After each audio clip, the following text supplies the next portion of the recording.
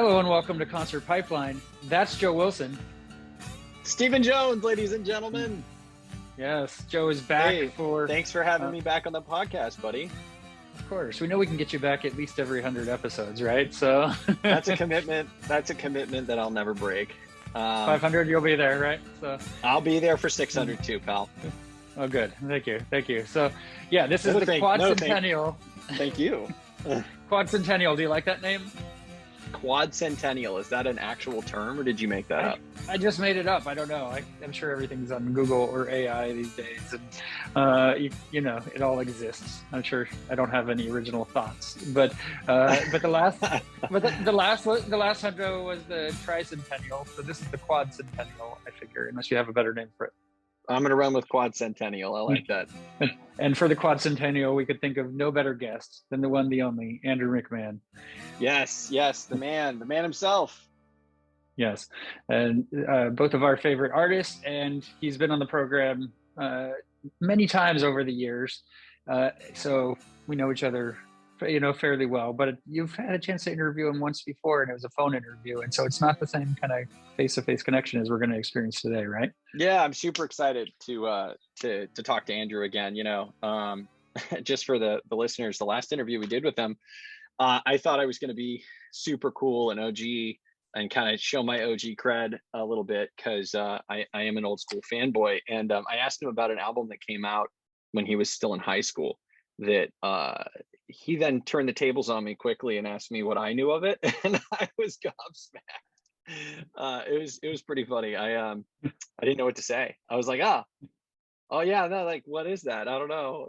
You tell me, I guess. It was pretty great. And then I think I clammed up. I don't think I said much more.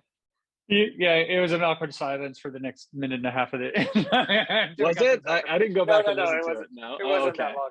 No, I don't know. I was like, oh, that's brutal. But but it's okay. You held your own, and you'll do great today. So don't give me too much credit here. I might fanboy out and just climb up again, because it's exciting. It's great to get to talk to somebody who you are such a big fan of. His music has been the soundtrack of my life, and that's not something that I say lightly, because as many artists as I've listened to over the years and as many musicians as I'm passionate about, Andrew has always been there. And one of the things I appreciate about what Andrew does is he continues to produce new music and tell new stories. And so we're going to get into that a little bit with him when he joins the podcast. But to kind of set the table for Andrew being on today, I wanted to kind of start with my history with Andrew as a fan. The first concert I ever saw live was Real Big Fish with Sugar Cult, and they were playing at the Mystic Theater in Petaluma in November of 2001. So I was, and Something Corporate was playing that show. So well, that's what I'm getting to. Yeah. So those are the headliners. And so my girlfriend and I, and high school girlfriend and I, went to this show on a Thursday night. Parents allowed it, which was killer. It was our senior year. And we went over there and walked into the Mystic Theater, and it was immediately crazy, right? We were on the floor. It was like it was a concert, and it was what I'd always envisioned. And I'd been begging my parents to go to concerts for years. For years, I'd said, please let me go. And they wouldn't let me go to any concerts. Probably a good idea, because I probably wouldn't have been very responsible. Luckily, the girlfriend I had at the time was super responsible. So we got there and back in one piece. But we went into the show, and I remember, and I couldn't remember this detail, time takes its toll and memory fades. I couldn't remember if Something Corporate was the band on stage or if it was a band called Suburban Legends. But I do remember that Something Corporate was playing. I remember them playing more distinctly than Suburban Legends. And I remember two things about the show. And I'm not embarrassed to admit this. Number one was Andrew played a song called Babies of the 80s, which was like kind of a fun rock beat and had some, Star Wars. He said Star Wars. So I was like, oh boy, this is great. So I vibed off that as a nerd. But then he played, and I don't remember which song it was. It was either Walking By or it was Wait. It might have been Caldecott Tunnel, although I don't know if he played that much in those days. But he played that song, and it was so emotional and evocative of that time. in that age, you're kind of going through the hormonal cycle of love, and there's, a lot of emotions run deep when you're young. And so he started playing that song, and I immediately was like, oh my God, like this is amazing. Blew my mind, Yeah. completely. And so I rushed home and I jumped on Napster that night on my 56K modem, and I Yeah. started downloading every Something Corporate song I could find. And I think I teed up, you could queue up several downloads and then walk away. And I came home the next day from school and I started playing them. And, I heard the song Constantine, and it was from the album Ready Break. And it was the track at the end of that album. And it was a 9-minute song. And I couldn't believe what I was listening to. Like, I was sitting in the room I'm sitting in now, right? Which Yeah. was my Yeah. dad's office and is now my office, right? You've Renting a come so room. far. Yeah. I know, Yeah. listen, just one big circle, really. And or one little circle, really. Central, no, it was several concentric small circles, and now I'm back here. But Yeah. I was sitting at this exact place. Maybe the desk was over there, but I was listening to this song, and it was like, um, I was wanted to smile and cry at the same time. Like, it was just so incredible. And I know that Andrew fans all hold Constantine in such high regard, and we all connected with it. Probably the first time we heard it, because it's Yeah. such a perfect song about teenage love. Um, but then, he had all these other fun songs that I really like too. And then Leaving Through the Window was announced as coming out, and I went out and bought Audio Boxer immediately. And that was your first concert, though, right? Like you're saying that's My your very first, first concert was Real Big my Fish with Sugar It Coke wasn't it, and it wasn't my first time seeing live okay. music. It was my first time as a Mhm. teenager out in the world Yeah. with no parents, in a car, with my Yeah. girlfriend, going somewhere and adventure. And it was an adventure. It was my Yeah. first concert, but it was my first adventure out into the world at that age. And so it left a mark. And And you it's know, interesting for something corporate to be on that bill too, because you're talking ska bands that Real Big Fish and Suburban Legends, very ska, and Andrew at a piano you know, is pop punk, but not no horns to call it ska, right? So right, right. And what's funny is that, like, ska had its moment. I loved Real Big Fish. I still love Real Big Fish. But when did I stop listening to Real Big Fish? Probably yeah, 2003, yeah, 2004.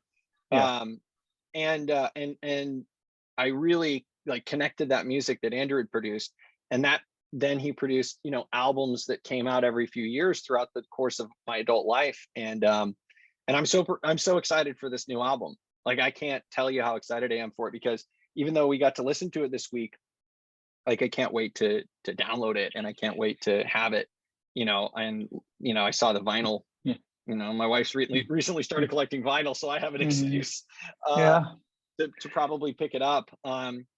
But it's just it is so great listening to these tracks repeatedly for the last few days, and just kind of, it's funny, in preparation for this interview, I kind of steeped myself in Andrew McMahon and started going back through these memories that, kind of rifling through concert dates, and I was texting you a couple nights ago trying to remember, hey, when was that one show, and I can't find it online, and Yeah, it yeah, existed, I was there, but like can't remember the details. And the internet, yeah. those facts lost to the internet, that's how it's like And become legend.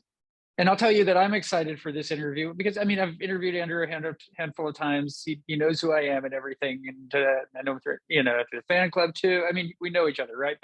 But this is exciting for me because one of the things that excited me about doing this show back when we used to do it as a public access show 20 years ago was getting to get interviews that with my friends' favorite bands for them, right? Like we Uh-huh. did that. I did that on a number of occasions, and so obviously this is something that we share. This isn't just your favorite band anymore. It obviously Right. started out that way, and you introduced me to them.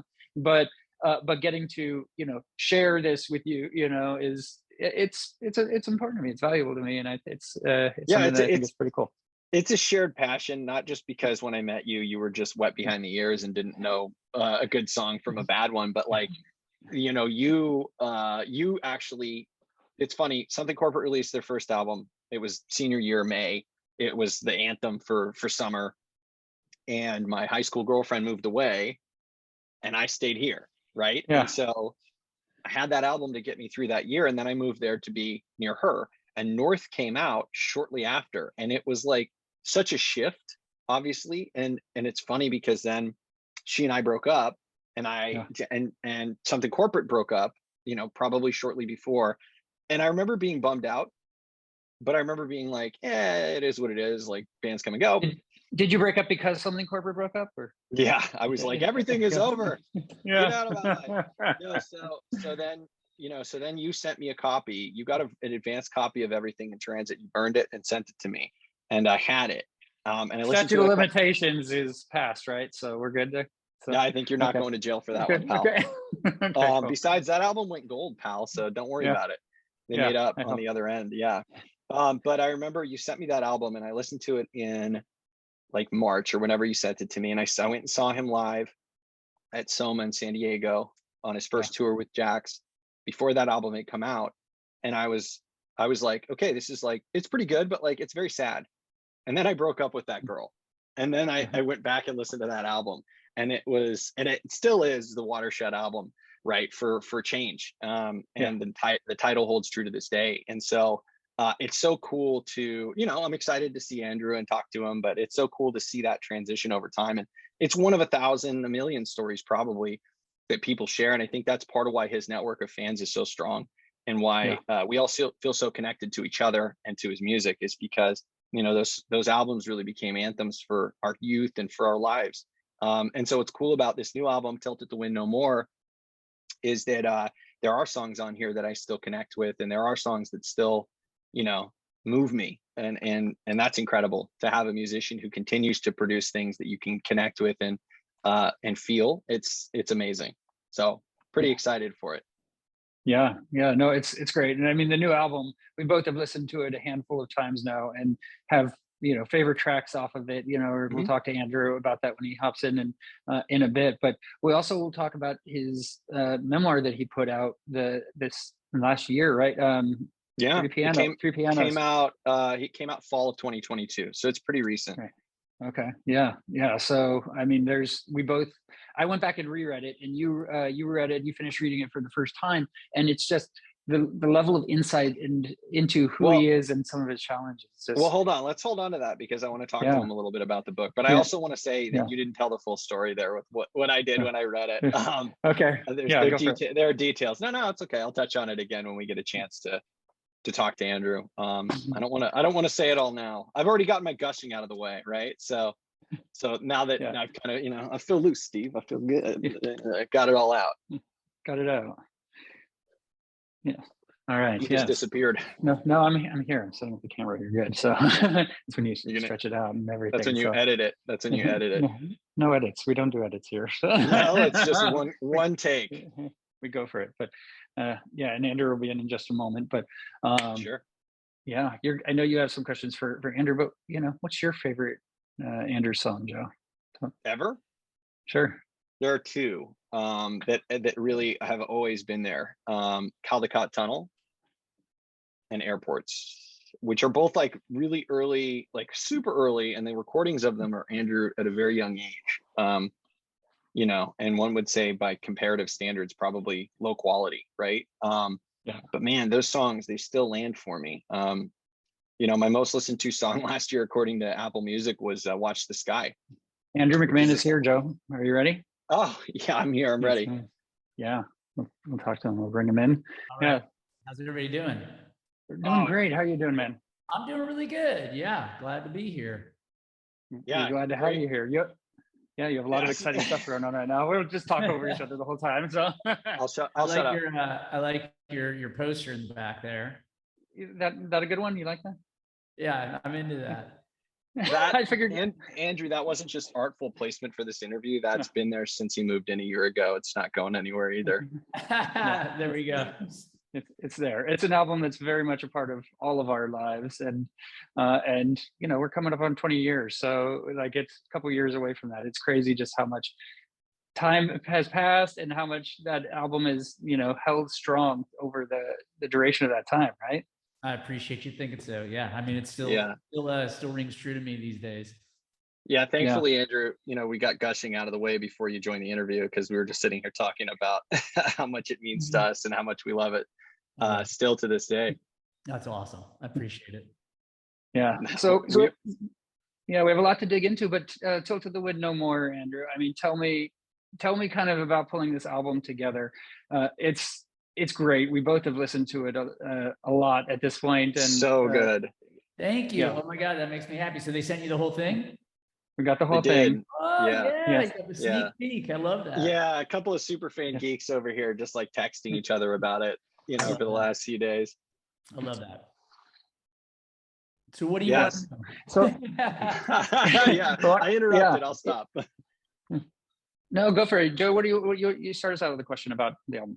Yeah, so obviously, you know, there's themes that are in this album that I think run parallel as, you know, you kind of start to age a little bit, right? And I think what's great about it is that you're kind of delving into that a little bit in a way that you haven't yet. And so I wanted to ask you a little bit about, you know, the process for creating this album and where you were pulling from to write some of these songs.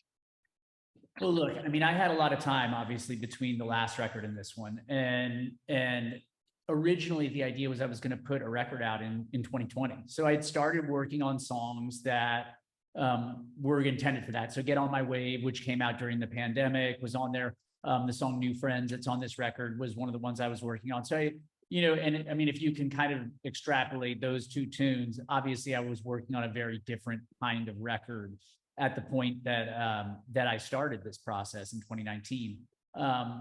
Obviously, with the pandemic coming up and us getting locked down, and me already sort of being in the works of doing a book deal, I was like, okay, I'm going to pump the brakes on music for a minute. I frankly wasn't feeling very inspired in the pandemic era to write. It just wasn't for me.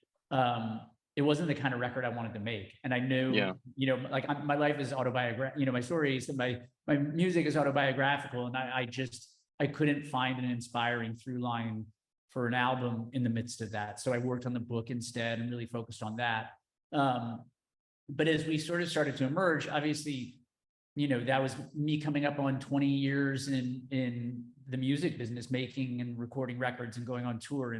And I knew that my 40th birthday would, and my 40th year was going to line up with this release. And so when I started diving back into the writing process, which would have been like I guess you'd probably say it was, you know, maybe mid 2021, after the book was finished, it became clear that I should be pulling from, you know, yes, memories, of course, but also with an eye on what's next, right? And what what I want for my future and what I want for my life and how I want to view where I came from, right? And I think the book does that a lot. I think there was a process of forgiveness and a process of making peace with my history and also embracing, I think, my history in ways that I hadn't in the past, you know, really sort of trying to understand the Something Corporate and Jack's Mannequin era and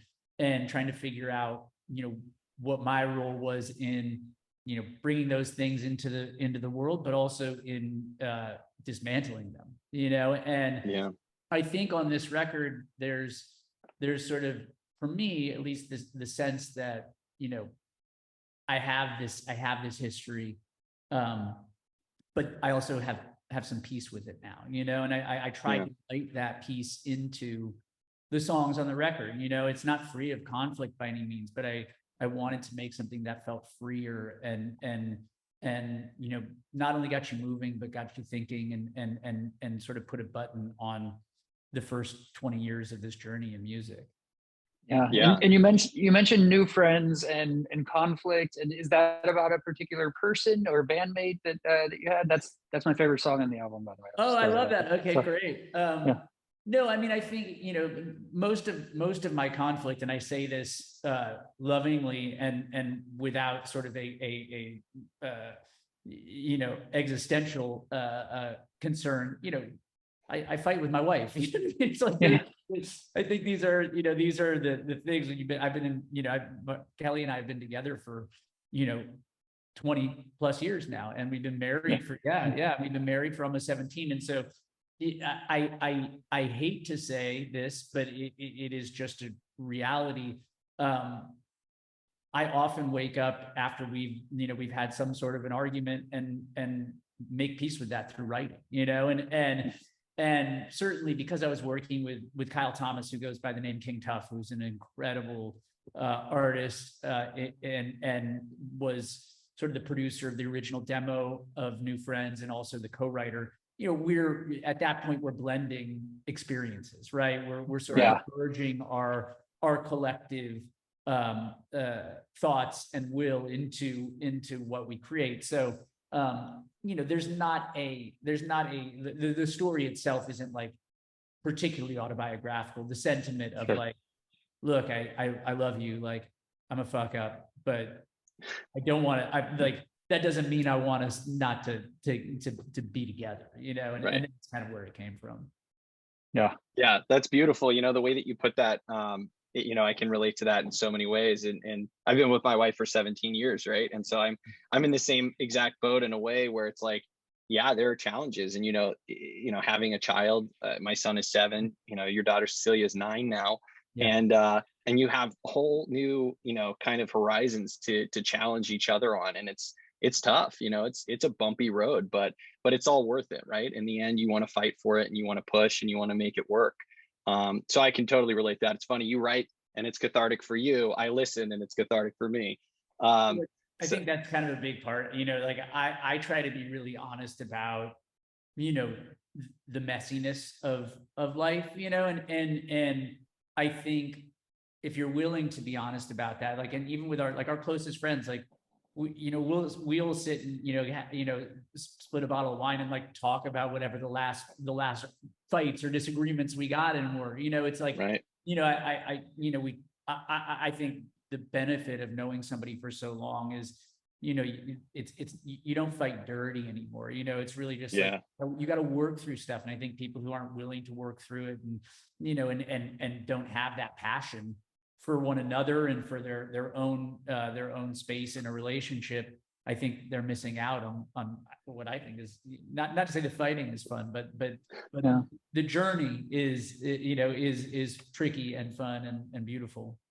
And you talk about that journey and the fighting and everything, and Three Pianos is so truthful and gives us such an insight into you and what some of the struggles that you've had over your childhood and and growing up into an adult, and these are in the relationships with your family and your wife and bandmates and everything. And it's this amazing connection. And one of the questions I wanted to ask you is, I reread Three Pianos this past week, was where you would have seen your music if it were not for some of the challenges you had in your youth, like with your dad and what have you. Well, look, I think the struggles and the traumas that we face, they shape us, right? There's no avoiding it. I think in ways I let some of those things shape me without being as reflective upon them as I should have been, right? I think there's a thing that I did throughout a good amount of my early adulthood, where I sort of tried to shove things under the rug or pretend that they weren't there, and I think that the danger of that stuff is that you stop growing in the way that you let it shape you in a good way, right? And so and that's a trauma in itself. So I mean, look, those things, they are me. That's a part of me. I don't think that I would have the drive or the motivation that I have. I don't think that, I don't think that the pull towards the piano and the need to sort of look after myself and my internal world via art would probably have been as necessary if it weren't for those things, I'm not one of these people that says I'm grateful for the hardships that I've found. I think that people can look at that differently, but I am grateful for the life that I've lived, and I wouldn't change it. I think that these are the storms we weather are certainly the things that make us who we are, and you just gotta keep pushing ahead. Yeah, For sure. Amen to that. Absolutely. We're talking about the Three Pianos a little bit. Steve gave me a copy of it this last year, and I read the first book, the first piano, and then I sat on it, and it was because I wanted to savor it, and it was so fun to kind of go through that experience and read it, slowly. And then Steve told me a couple of weeks ago, like, hey, I've got an interview with Andrew. Do you want to come? And I said, I'd love to. And so I had to blast through the last part of the book. But it didn't mean that I didn't get to savor as well. I would read a chapter and then I would close it and just kind of sit with it for a minute and kind of, process, the emotions I was feeling as I was reading your story. And yeah, I just wanted to say thank you for publishing that. I think, for years, a lot of your fans have been curious about those things and had questions about them. And so it was just so cool for you to be so intimate and honest and raw with your story and just put it all out there for us. So thank you for that. Yeah. I mean, I think the reality is it was really healthy for me to go through it. Obviously, these are, scary things to air in public, and my hat's off to my family. It was really difficult for them, but they supported me as hard as that was through that process. But I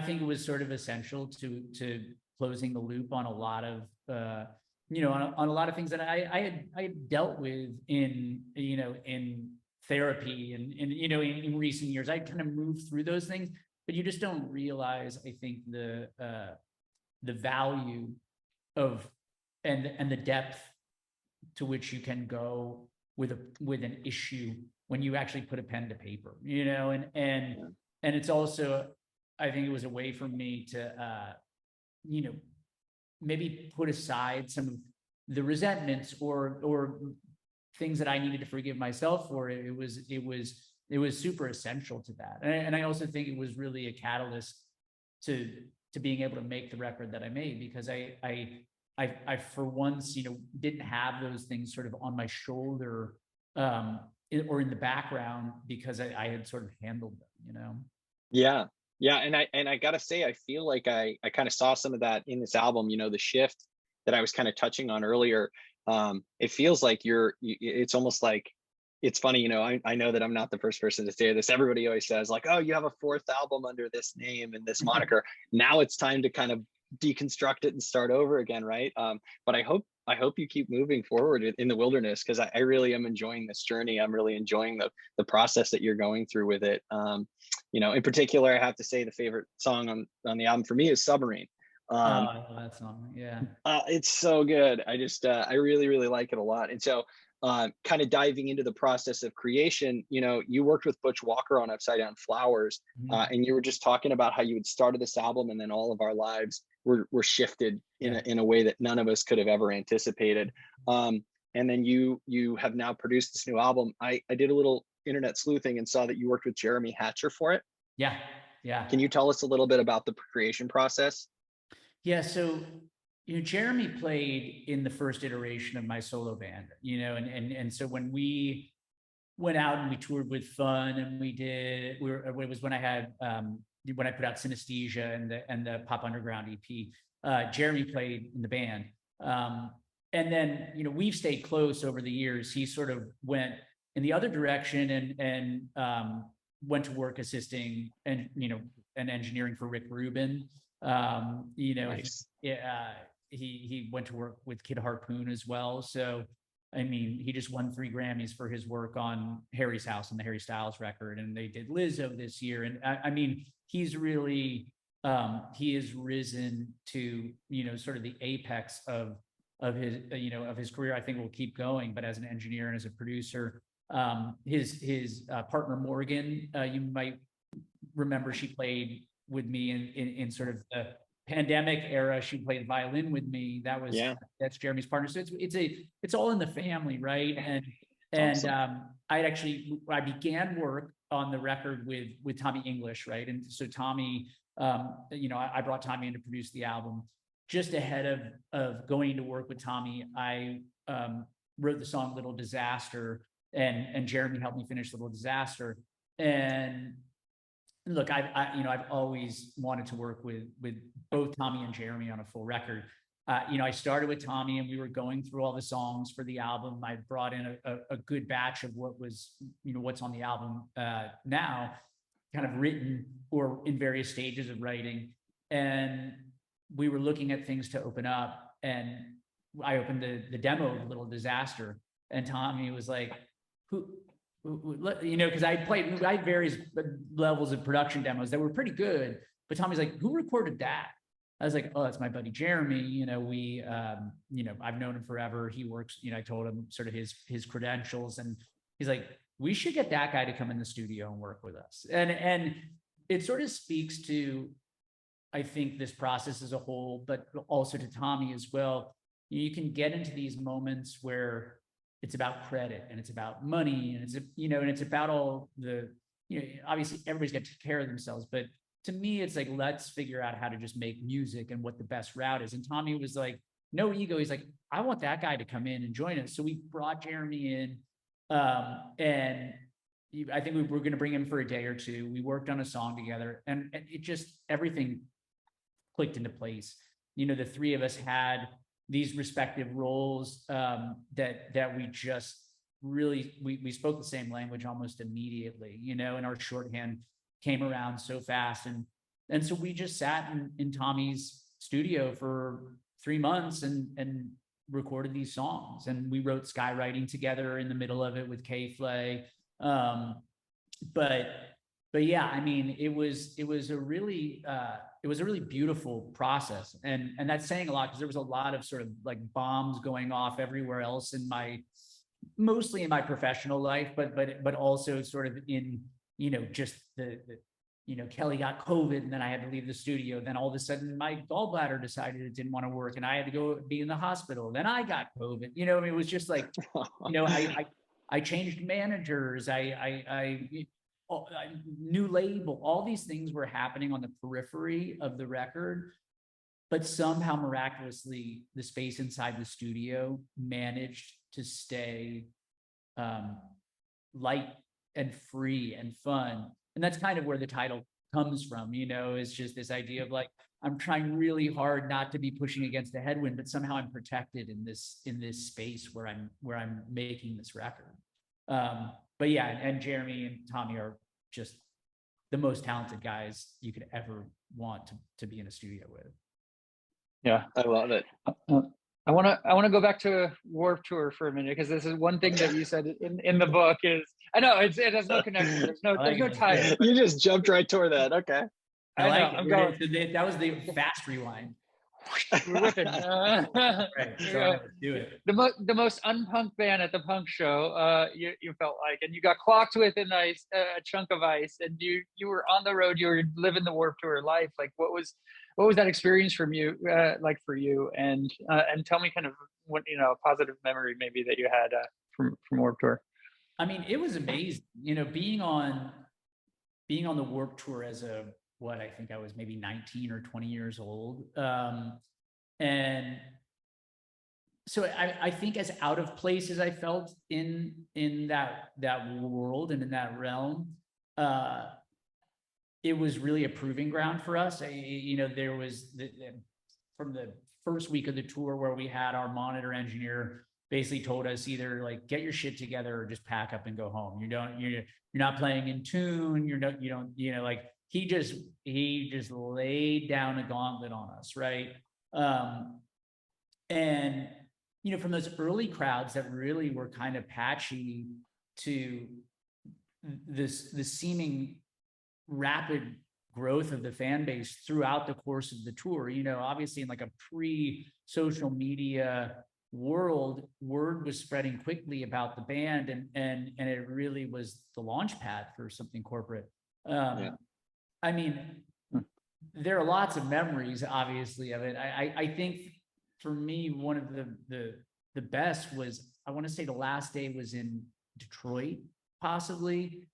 And we got put on like a sunset slot on the last day of the tour. Nice. And it was like watching, you have this memory of, it feels like years ago because you do like 60 shows in like 65 days, you know what I mean? Whatever. Right. I mean, it's insane. But where I could think back to the first show where it was like,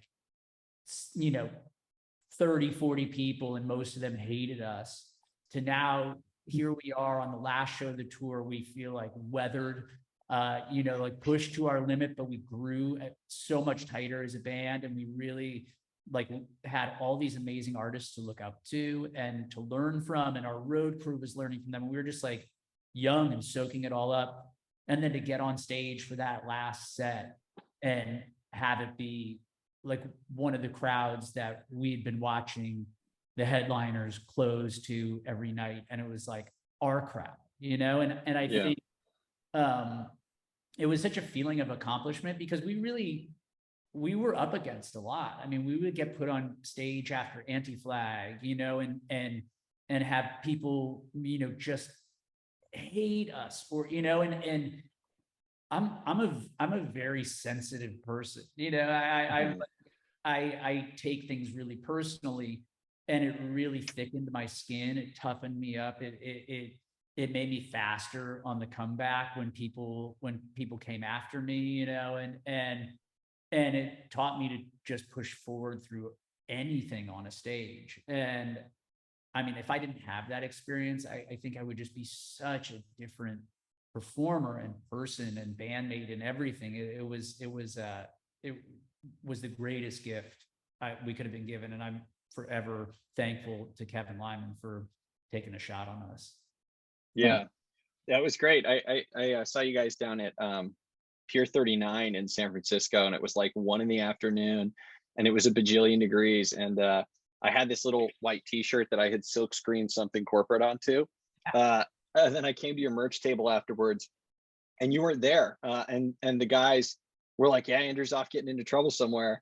But I was so excited to just meet you guys, you know, those of you who I did meet. And it was super cool. And the reason I came to that merch table, Andrew, was because I had actually called you guys on Loveline prior to that. And so when you guys were on Loveline, I called in because I just wanted to gush. And I'm pretty sure it was you and Josh screening the phones, and you're like, hey, we're going to put you up to something. We're going to have you come on the line and pretend you're this gal's boyfriend, and you're going to pretend you're this guy, and you're going to threaten William on the air. And I was like, okay. And I did my best. I'm remembering this. That's amazing. Yeah, I did my best to ham it up. And what's even more amazing, Andrew, is that the internet rarely forgets, and there's a clip of it floating around on YouTube. Oh, you gotta forward that on to Barry when this is done. That's incredible. We'll send it over. I'm practicing with the guys on Sunday, and yeah. Yeah. Awesome. So I'll audition that in the space for everybody. Oh my God. Oh, you have no idea. That's hilarious. I played it for my wife yesterday, and she was like, God, you are such a nerd. He went for it too. I'm pretty sure. Right? Oh, I hammed him hard. Yeah. And he did. He bought into it and told the story. And it was funny. It was just, it was such a cool moment. And it's funny. I talked to Steve. We debated whether or not I was going to go there, but I felt like he talked about Warped Tour. I had to tie in my own story there. Oh, that's great. I love that. That's amazing. So you're talking about practicing with something corporate on Sunday. Are you guys working on any new material? I know that there's always kind of, you know, you guys are reunited. We saw you on the tour a few years ago. It was amazing. The energy is still there. The chemistry is still there. What do you think? I mean, that's not in the cards right now. We're really, everybody, I think, is just, you know, in my opinion, I mean, they came out and they played my birthday show in September. They built in like a little surprise set. And I think because they're not out performing these days, like there's a little more anxiety on their part. Like to me, every time we've gotten together, like I go in cold and everybody kills it, you know, and right. It says they care, and they lean in and want to do a great job. And so I was like, are we really going to practice in March for the show in October? But they're like, we just got to get started. I was like, all right, let's do it. So yeah, so at this point, it's just kind of like when Brian's in town, you know, we're going to just put up like a little, a band practice. And I think it's mostly just to hang, you know, and sure. And do that.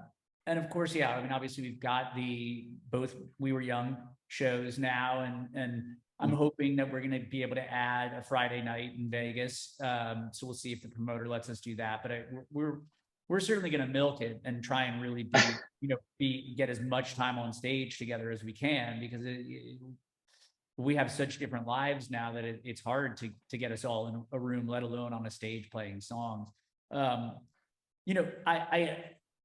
the idea of doing new music, that's like a little trickier. I think it's like finding, I have such a process now that our process was so different in those days that I'm like, I'm Totally. not exactly sure how it would work and how it wouldn't end up just sounding like one of my records, you know what I mean? And so Right. I think it's really a matter of like, if the right song comes along in when I'm working and I'm like, this is a thing, then I could see it happening, but I wouldn't like want to, to get any Force it. Yeah. Yeah. No, We're not committing. totally. Yeah. Totally. Yeah. Can't commit to a tour, can't commit to any of that, just sort of get through these shows, right? And then see where things I would certainly love an opportunity, whether it's drawn out over a longer period of time to make our way to the various different corners of the world and whether it's do a show or two and go home or whatever. I mean, I would love that opportunity. I know the guys would too. And certainly as I make my way through promoting this record and getting this sort of new phase of things off the ground, where there are windows and possibilities, we'll certainly, be looking at them. Yeah. Love it. And your story about how that festival came about, you shared at the Hotel Cafe show, and it was pretty great. I mean, you want to share real quick the chat with Clutch? Yeah, I mean, all the guys were on board with doing when we were young, right? We had talked about it in the run up to us playing together for my birthday show. But we were in the process of just making our deal with the promoter and sort of just figuring out all the nuts and bolts of how that would work. And we hadn't finished it yet. Like it had kind of been radio silent for a couple of weeks and we were just, waiting for the promoter to get back to us. And I had literally gotten into bed. It was a night where actually didn't have, like, Cecilia and Kelly were out of town for some reason or another. So like I put on it was like ultimate dadding, right? I like had a moment like, oh my God, house to myself. I'm like gonna throw on some freaking Apple TV or whatever, watch a dumb show. And I'm like climbing into bed and my phone rings and it's, it's 10 o'clock at night and it's my agent. And he's like, we got a problem. They're going to announce We Were Young tomorrow. And I think it was because it all of a sudden had come down, I think from Green Day's camp and maybe Blink's camp, that they were announcing a tour and they had to do it in conjunction or as, in some sort of sequence. So they had decided that day that they were going to do it, but our deal wasn't done. And so they had made the poster, our name wasn't on it. And the promoter called and he's like, look, if you want to be on the show, this is the deal, like where we started, we just have to do this now. I need an answer within like the next hour and a half or whatever it was. And so now I'm calling all the Something Corporate guys on the phone to just to like say, are you cool with like the way the deal is structured? Are you whatever, like all the kind of business stuff, but also like it's going to get announced tomorrow, whatever. I couldn't get a hold of anybody for like an hour. And my agent's like, we need to know now. And I mean, you've read the book, so right. I wasn't always the greatest leader. I think the guys they give me a lot of, like, when I say that, they're like, dude, we were all this, but I really wasn't. There were certainly things that I was controlling and the last thing that you want to do while you're sort of making progress as a human and just trying to sort of rehabilitate the way that you address people and business and all these things is like make a unilateral decision as the first order of business. Like, that they're going to find out from their friends and the internet in the morning if they don't get my messages. And I finally got a hold of Clutch and I was just like, here's the deal, dude. I mapped it out. I said, I think we should say yes. I think everybody would want us to say yes, but I'm not going to say, you have to say yes too, because I cannot be the only person. It can't just be Andrew making that decision for everybody.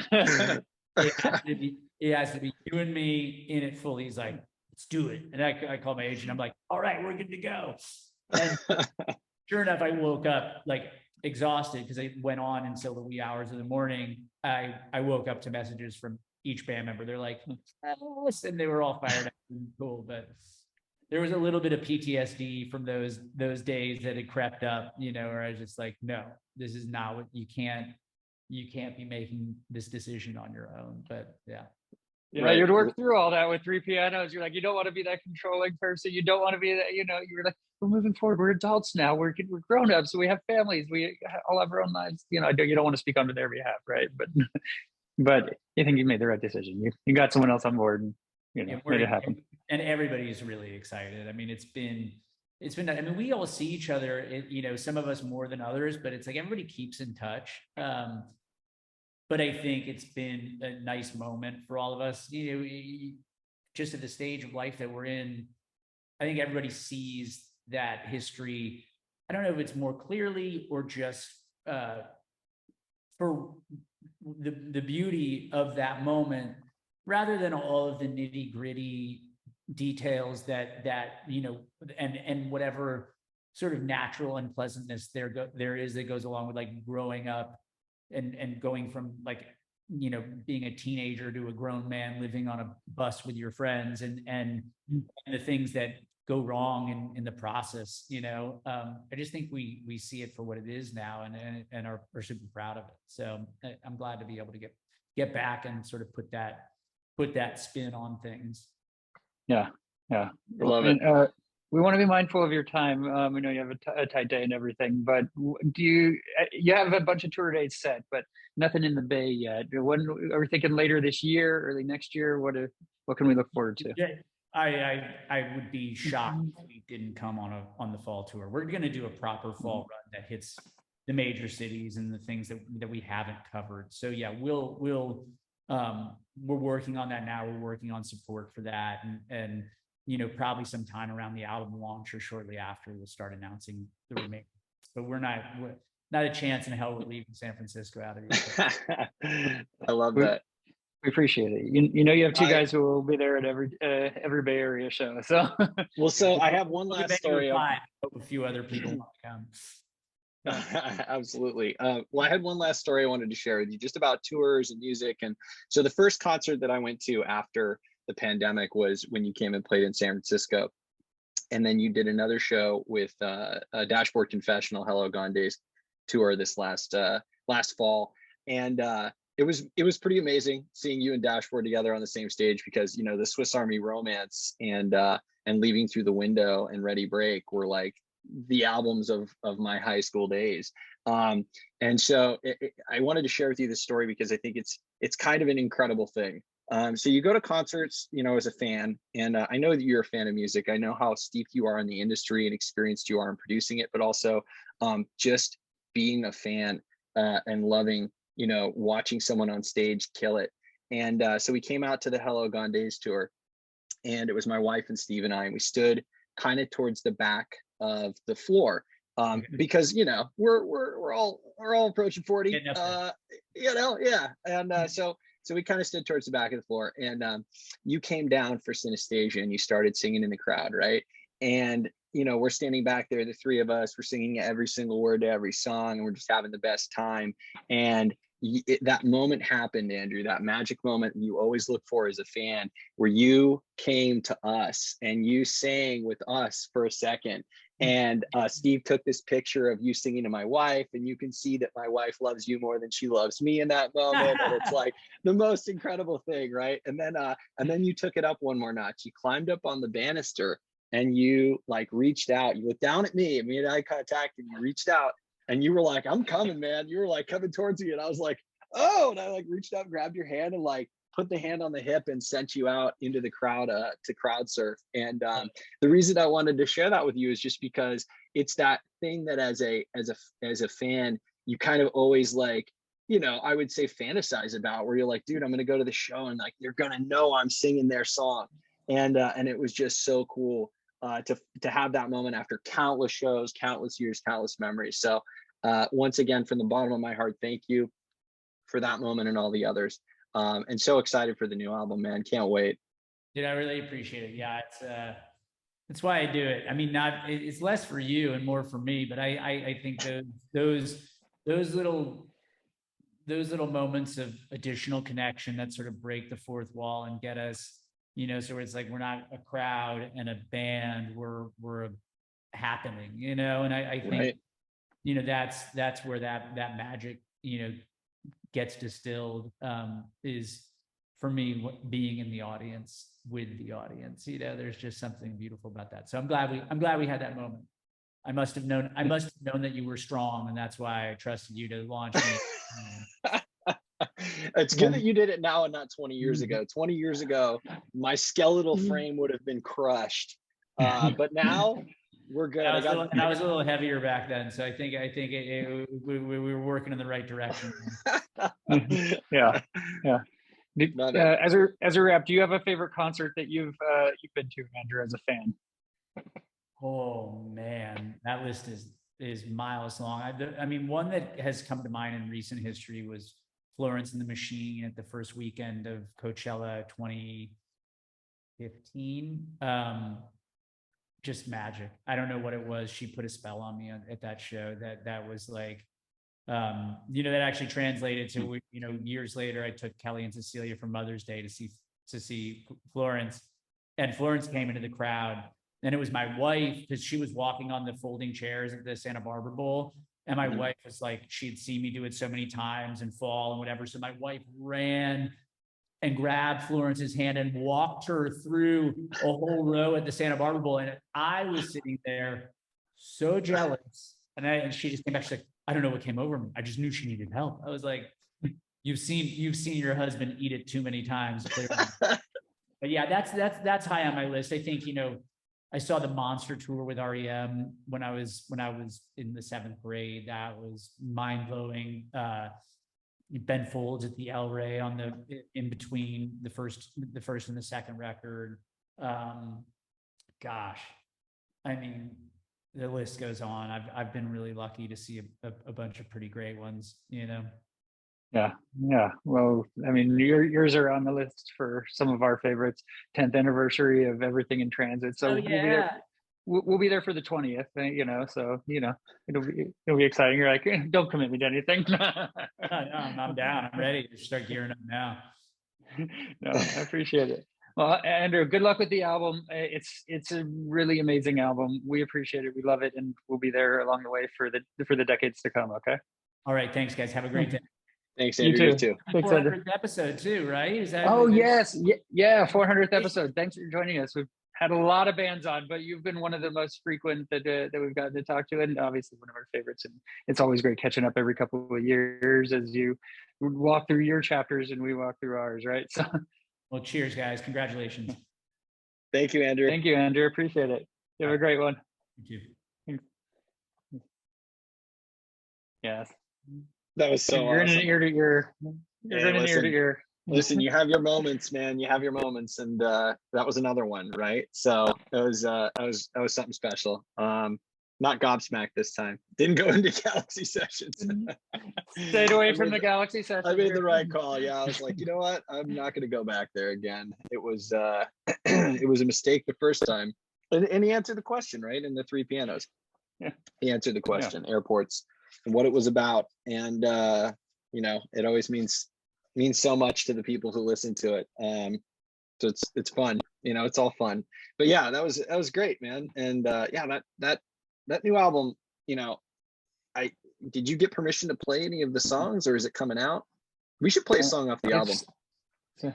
Well, that's a great call-in, because he actually played a couple of the songs live. We're Concert Show Joe, right? We don't just play songs here. We're going to play a live song from the album that he played at Hotel Cafe, which I referenced in the interview. So I think the one that he played a couple of songs, because the album was still pretty. He's been dropping songs every month or so off this album, and about half of it's been released. But you're going to do Lying on the Hood of Your Car VHS. We're going to do Built to Last. Oh, okay. All right. Yes. Yeah. Let's drop Built to Last right here. I don't want to do this anymore. Don't think that I can live like this forever. Sleepless nights on the engine roar, just to wake up in a fight. Maybe when we're brave, cut the cord. I'll move south to Argentina, chase around some ballerina. You'll marry a man who treats you right. The more I think, it's less like courage to run when hopeless days will pass. You're still everything I wanted. We were built to last.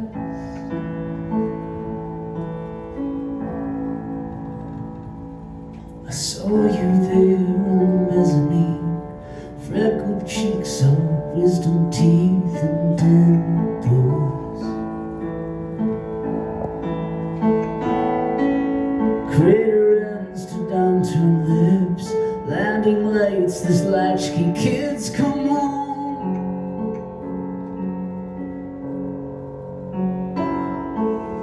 We were so much younger then, sometimes I miss the innocence of summer.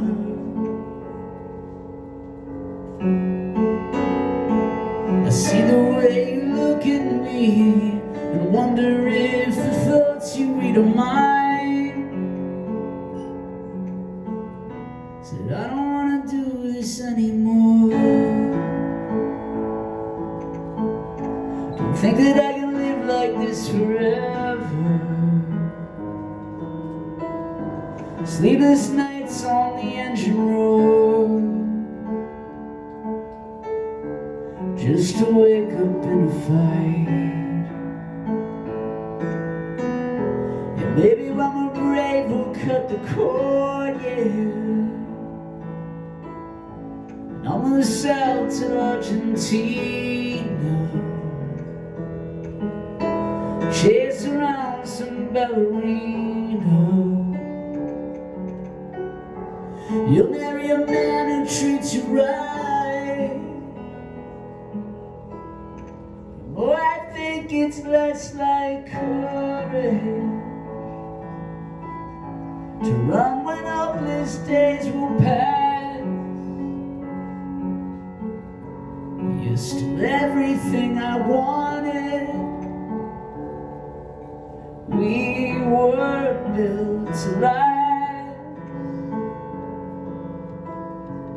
You're still everything I wanted. We were built to last.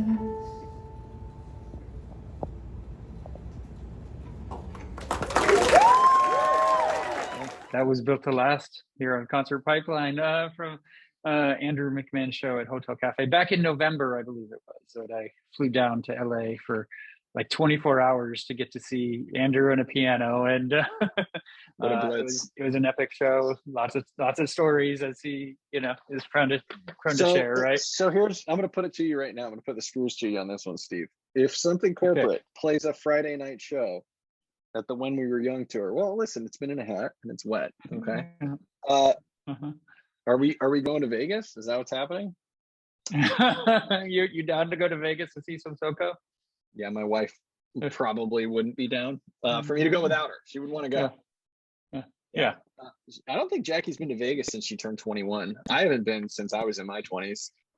Yeah. I'd be down time. for a Friday night show. I mean, the whole When We Were Young festival, obviously we're staying away from that vibe, but actually going to a SoCo show. It'd be fun to relive the Warped Tour, wouldn't it? We'd all just be older and heavier and more excited, and nothing's changed, man. At our core, we're still those same kids. We're different people, but we still just want to have fun and rock out. Yeah, I texted you the other day, or we were talking on the phone, because I had the, I was just, you had it in your cart. Yeah, I get curious. I'm like, are these tickets going to be available? Am I able to get one? I like to tease myself at the idea of going to the show and pulling the plug and buying those $350 tickets, whatever it is, right? To a show like that, right? When there's so many bands that you grew up with, and that it is that Warped Tour vibe, and you're like, how am I going to see all of these bands, in one day, right? Well, you can't. Yeah, it can only go to certain stages. You go to some festivals. Yeah. I'll tell you this much too. I saw Blink-182 and Green Day on the Pop Disaster tour in 2002-ish, maybe 2003. The first thing I thought when I saw this When We Were Young tour announcement was, God, it'd be really cool to see these guys again.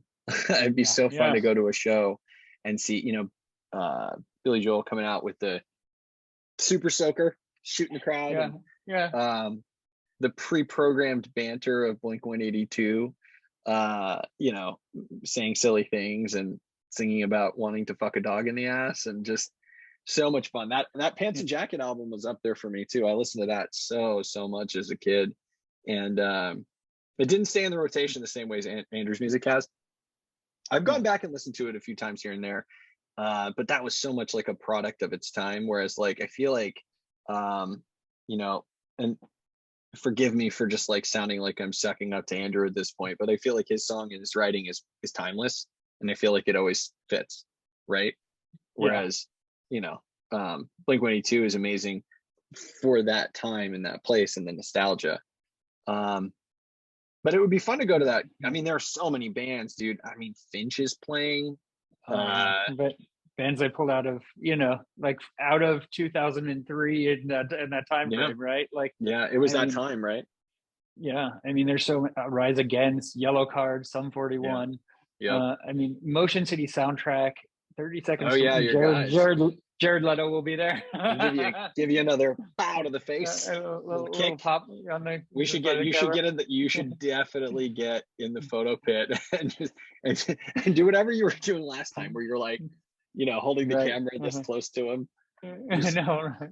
Oh my God. It would be great. It would be a memory. But yeah, if they announce a Friday thing and we can do that, I mean, that would be pretty cool to go to. So we'll see what happens. But he'll be here later in the year, right? Not going to forget San Francisco, he said. No, you can't. You can't forget San Francisco, man. That'll be a great show. I'm looking forward to it. It's going to be good. Yeah. Well, Joe, thank you for joining us for episode 400 of Concert Pipeline. Please, Steve, thank you for including me on this momentous podcast. It's incredible. It's a testament to your will, man. You're a machine. And one of the things I've always admired about you is your work ethic. And 400 podcasts doesn't happen for the vast majority, I would say, of the podcasts out there peter out. But you've always been the juggernaut that has driven Concert Pipeline forward. And, what I find so amazing about your approach to it is that you've always made it fun. You are willing to talk to anybody about anything, anytime, any place, and you make those interviews happen and you make them interesting.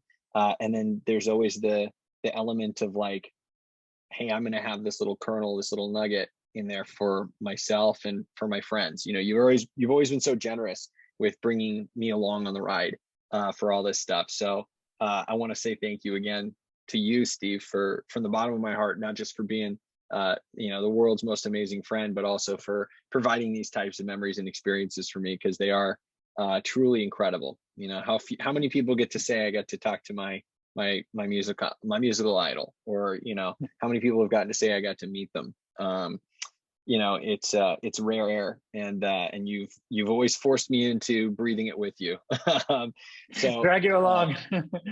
There have been times where it's been unwilling, and there have been plenty of times where I'm asking, right? And so in this case, when you invited me, I was going to say no. It was amazing. It was amazing to get to talk to Andrew and have more than a 10-second conversation here and there. So you got to remember to send that clip over to him, because I think it's going to be hilarious.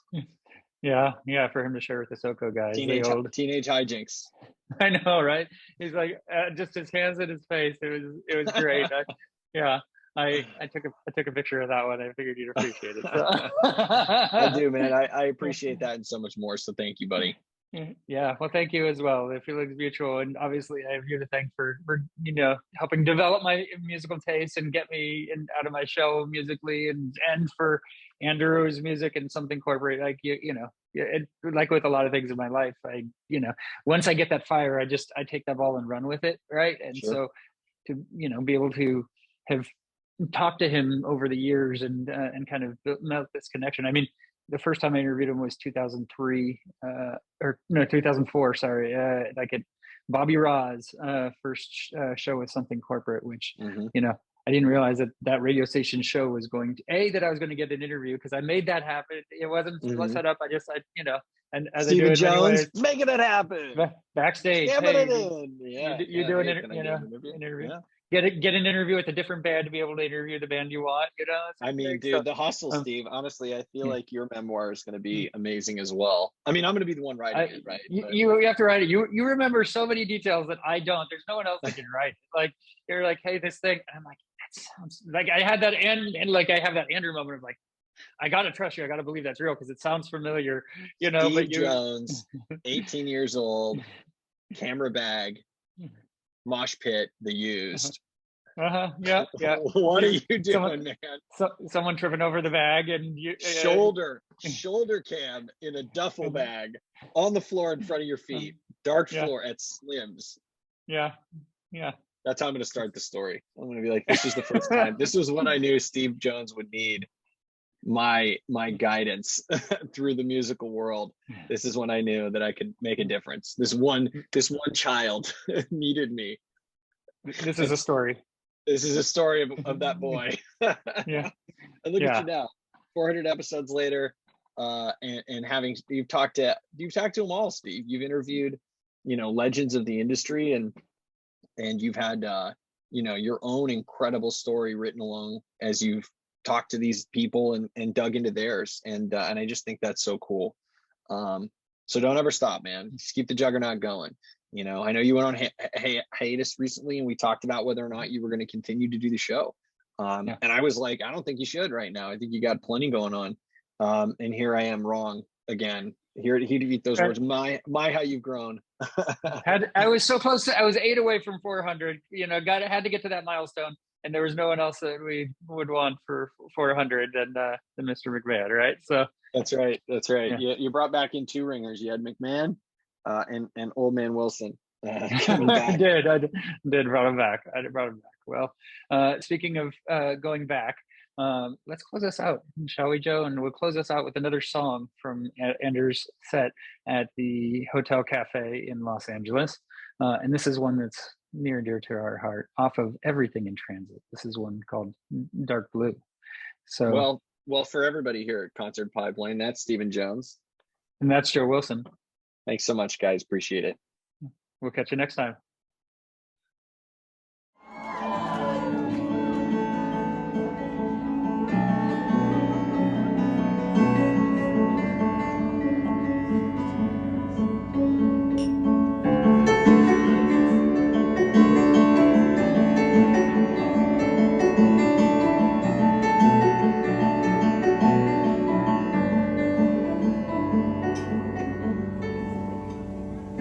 I have you breathing down my neck, I don't know what you could possibly expect under this condition, so I'll wait for the ambulance to come, pick us up off the floor.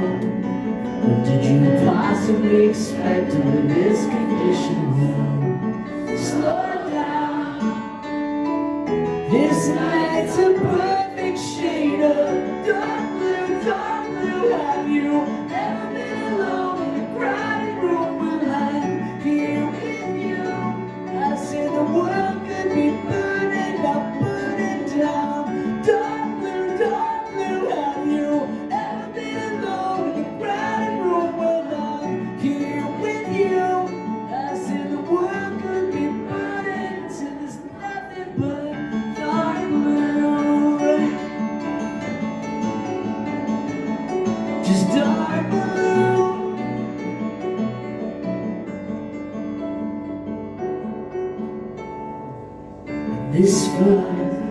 This flood is slowly rising up, swallowing the ground beneath my feet. Tell me how anybody thinks under this condition. So I'll swim. The water rises up, sun is sinking down, and now all I can see are the planets in a row, suggesting it's best that I slow down. This night's a brilliant shade of dark blue, dark blue. Have you ever been alone in a crowded room when I'm here with you? I said the world could be burning up, burning down. Dark blue, dark blue. Have you ever been alone in a crowded room when I'm here with you? I said the world could be burning dark blue. We were boxing the stars. We were boxing. You were swimming for Mars, and the water reached the west coast. It took the power lines, and it was me and you, and a hotel underwater. There was nothing we could do.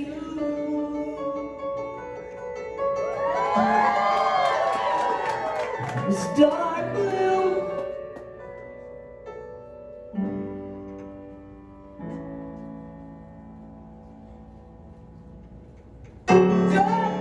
Dark blue, have you ever been alone in a crowded room when I'm here with you? I said the world could be burning up, burning down. Dark blue, have you ever been alone in a crowded room when I'm here with you? I said the world could be burning till there's nothing but dark blue. Yeah, if you've ever been alone, you'll know that you're my dark blue. If you've ever been alone, you'll know. You'll know.